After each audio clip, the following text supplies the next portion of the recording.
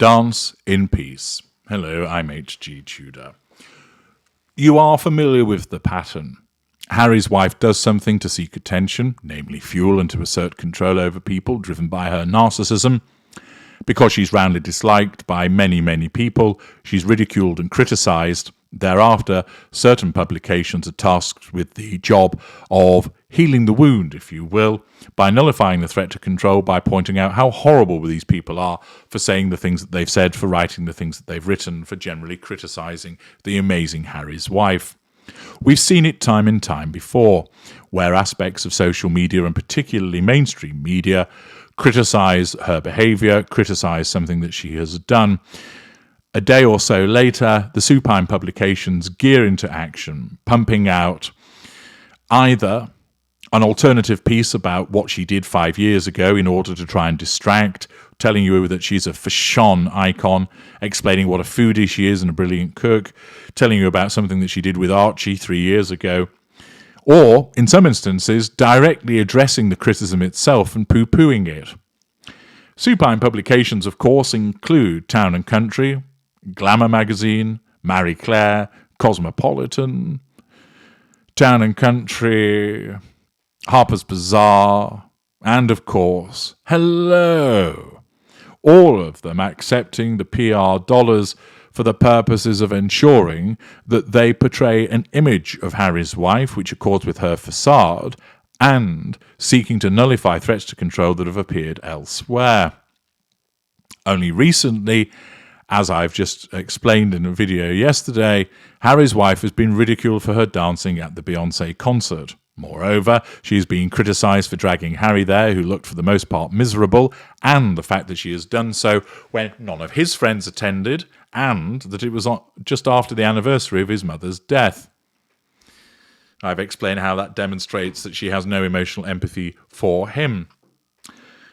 Her appearance at the concert, suggestions that photos were staged, ridicule that they weren't with the A-listers, people pointing out that it appears that she's arranged people to film her so that videos demonstrate that she was there, thus she garners the fuel, have resulted in a considerable amount of commentary both in social media and mainstream media. As ever, Harry's wife can't understand why so many people don't like her. Her narcissism doesn't let it compute. But the more that she tries, the more that it goes wrong. The more that she tries to tell you that she's wonderful and kind and empathic, the more people go, no, you're not. We've seen all of the behaviours that tell us that you aren't. And thus, each attempt gets shot down. But once again, she comes back trying to persuade the world that we are all wrong and that she really is a decent person. And this time, it's fallen to Glamour magazine, with an article by Lucy Morgan stating, why couldn't we just let Harry's wife dance in peace at Beyoncé's concert? Underneath it writes, justice for the Duchess. I'll tell you why, Lucy, why we couldn't let her dance in peace. Because she wouldn't fucking let us get on with our lives in peace. Because she is insistent on ensuring that everybody knows that she went to see Beyoncé by making sure that she has photographs taken of her attending the event. Repeatedly, the dwindling number of sugars will bleat, leave her alone, to which many people say, no, tell her to leave us alone. If she didn't insist on these PR puff pieces and courted the privacy that she stated that she wanted, we wouldn't have her being thrust in our faces on a daily basis, turning up in news feeds, turning up in mainstream media, turning up on social media. The fact is, if she went about her life quietly and went and enjoyed the Beyoncé concert without any notification that she was there, not ensuring that there were any videos of her dancing, there'd be nothing to comment about. Indeed, people wouldn't know that she went there. Therefore, why would they comment? But she has to ensure that she's seen. She said that she went to watch Taylor Swift, although many people doubt it because there are no photographs, no footage. Contrast that with her appearance at Beyoncé. But she wants it known that she was in attendance because her narcissism drives her to do it. And the reason why people won't let her dance in peace is because she won't give peace to anybody else. She's always in people's faces. It's me again. Here I am. Look at me. See me dancing. See me with Harry. See me doing this. See me doing that. Here I am leaving the dentist with a bodyguard and an anti-stress patch on my wrist. Here I am going for a hike in the middle of the street with some friends. Here I am stood by the side of the roadside. There are many famous people who you don't know much about. Sure, when they've got a film to promote, you hear from them in interviews, you see them on screen, you see them at the premiere. But the rest of the time, do you see them shopping at their local fine goods emporium? No, you don't. Do you see them rolling up down the street? No, you don't. Why? Because largely they're left alone because they want to be left alone. They go to places where they receive privacy. They go to places where they're not going to be harassed. And they also don't ring up the paparazzi and tell them, by the way, I'm going to be walking into Fortnum and Mason at 1 p.m. and then coming out about 1:30 p.m. if you want to come and photograph me. Because after all, whilst the paparazzi sometimes are tipped off by people that work at places, often they're told by the very stars themselves where they are, so they get the publicity. And that's what Harry's wife does. If she wanted to have a private life, she could have it easily, because nobody's really interested in her other than seeing her fail. And they're only interested in seeing her fail as a consequence of the shitty behaviour that she's engaged in.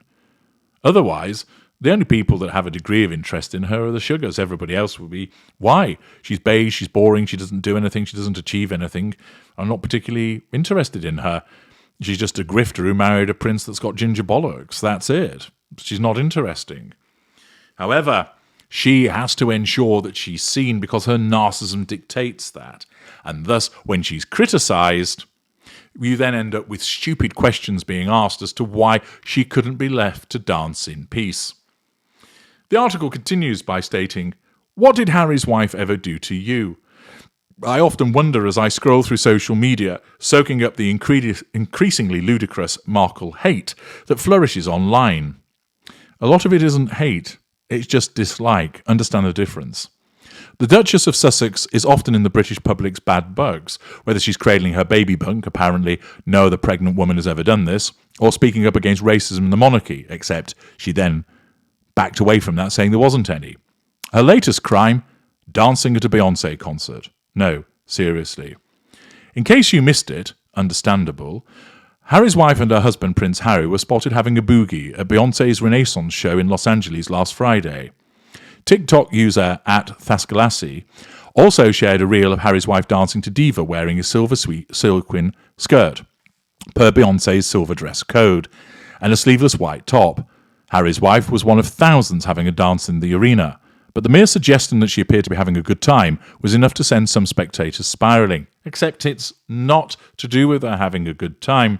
It's to do with the fact that she has to always show herself and be filmed and be photographed. One person had the temerity to tweet, "Nothing's wrong with dancing and having fun at a concert, but I feel like everything this fraud Harry's wife does has a motive. Even her dancing is screaming, 'Look at me. I wasn't at Taylor's concert, but I'm here.' People are entitled to express that opinion, and they're not wrong in terms of what it is that she's seeking to show." Another added, "She looks ridiculous. She really is in love with herself," which of course is accurate because she is a narcissist. And look, the writer states, to a certain very limited extent, I get it. It's hard to see other people living your dreams, except that's not what it's about, especially when those dreams consist of marrying a prince, wearing designer clothes, and being invited to Beyoncé concerts. And this demonstrates how this writer clearly doesn't get it, even though she says that she does, and that she's, of course, driven by the PR dollars. People don't want Harry's wife's life. They don't want to marry a prince. They don't want to wear designer clothes. They don't want to be invited to Beyoncé concerts, and she wasn't invited. She bought a VIP booth box. She wasn't invited at all, otherwise she'd have been down with the true A-listers. But here, what this article attempts to do is to suggest that people that dislike her are envious of her lifestyle, which of course is the typical response of a narcissist. you're against me because you want to be me. I get that. I'm amazing and I'm wonderful, and you're not. So I know why you hate me. Completely missing the point. People dislike her because of her behaviour, because of her lies, because of her deceit, because of her treatment of Prince Philip and Queen Elizabeth. It isn't because she wears designer clothes and married a prince. For many people, they would think, good Lord, no, furthest from my mind wanting to do that. But the article continues by saying, but as someone who can't dance in public before 3 tequilas, it enrages me. Really? You get that worked up to see people posting these bitter bad faith takes about Harry's wife. If we're not admiring her moves or her style, I reckon we should be taking notes about how Harry's wife maintains such an iconic air of unbotheredness. Ha! While she knows the rest of the world is scrutinising her every move, except she's not unbothered. We see how she reacts with the snarling, with the gripping of Harry, although that hasn't happened as much recently, with the death stare that comes out. The writer continues with this clusterfuck of an article. Apologies in advance for bringing up the comparisons between Harry's wife and her sister-in-law Kate Middleton, who's actually the Princess of Wales. But this is yet another example of the disparities between how they're received by the British public. Just last week, a video of the Princess of Wales being a shy dancer went through the rounds on TikTok. Kate's dancing is so sweet, wrote one fan, but another pointed out, pretty sure she'd be judged by the press and other royals if she danced anything but shyly. Yep, they've got a point. The comparisons between Kate and Harry's wife may feel tiring, but they're important. Through their dance moves alone, the former is characterised as sweet, while the latter is slammed as self-obsessed. No. Once again, you don't get it.